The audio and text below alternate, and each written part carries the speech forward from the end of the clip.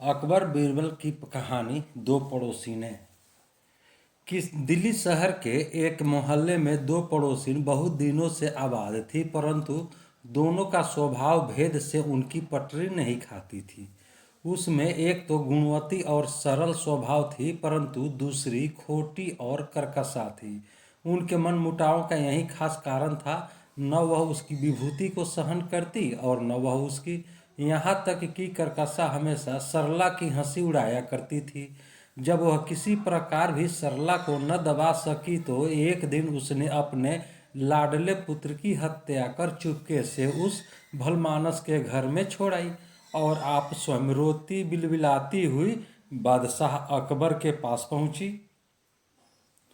जब बीरबल ने उसके बच्चे के कत्ल का हाल सुना तो वह उस भलीमानस औरत को बुलवाया, जिस पर कि दुष्टा ने अपने पुत्र के मारने का अभियोग लगाया था। बीरबल की आज्ञा पर वह तुरंत हाजिर हुई और अपने को इस प्रकार आकस्मिक बुलाए जाने का कारण पूछा। बीरबल ने उत्तर दिया, क्या तूने इस औरत के बालक की हत्या की है, जैसा कि यह तेरे ऊपर अभिशाप लगा रही है? यदि नहीं तो तेरे पास निर्दोष होने के क्या सबूत है?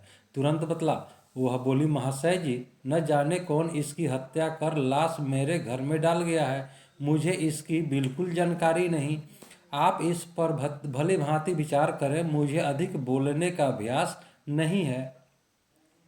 बीरबल ने दोनों स्त्रियों को वहीं रोक कर अपने एक सच्चे सेवक के कान में कुछ समझाकर उसे उनके घर भेजा। वह उन स्त्रियों के चाल चलन की जांच कराना चाहता था। नौकर आज्ञा पाते ही उस महल में गया जहां ये रहती थी। उसने उनके अड़ोस पड़ोस के तमाम लोगों से उनके चाल चलन के संबंध में पूछताछ की। उनकी जबानी मालूम हुआ कि जिस स्त्री ने अभिशाप लगाया गया है वह निहायत भली मानस है और अभिशाप लगाने वाली स्त्री निहायत दुष्टा और फरेबिन है। नौकर जैसा सुनकर आया था उसका सारा कच्चा चिट्ठा बीरबल से कह सुनाया। सच झूठ की पहचान के लिए बीरबल ने एक तरकीब निकाली। उसने पहली भलीमानस स्त्री को बुलाकर पूछा, यदि तूने सचमुच इस बालक का वध नहीं किया है तो अपने सारे वस्त्र उतार कर एक तरफ अलग खड़ी हो जा।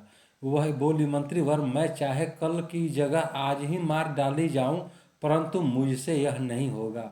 मैं मरने से उतना नहीं डरती जितना निर्लजता से।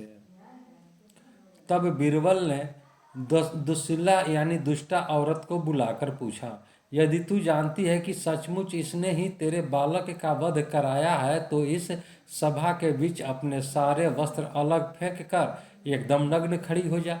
वह तुरंत वस्त्र उतार कर फेंकने को अधत हुई। उसकी ऐसी निर्लजता देखकर बीरबल स्वयं शर्मिंदा हुआ और उसे वस्त्र उतारने से रोका। उसको निश्चय हो गया कि इसी ने बालक का वध किया है। बीरबल ने सिपाहियों को उसे पीटने की आज्ञा दी। उसके दोनों हाथ पांव बांध दिए गए और सिपाही मारने को उद्धत हुए। अब तो दुष्टा स्त्री का होश ठिकाने आ गया और उसने तुरंत अपना कसूर स्वीकार कर लिया। बादशाह अकबर को उस मकारा की काली करतूत पर बड़ा रंज हुआ, इसलिए उसे कारागार भुगतने को सजा दी और उस विनम्र स्त्री को पुरस्कार देकर विदा किया।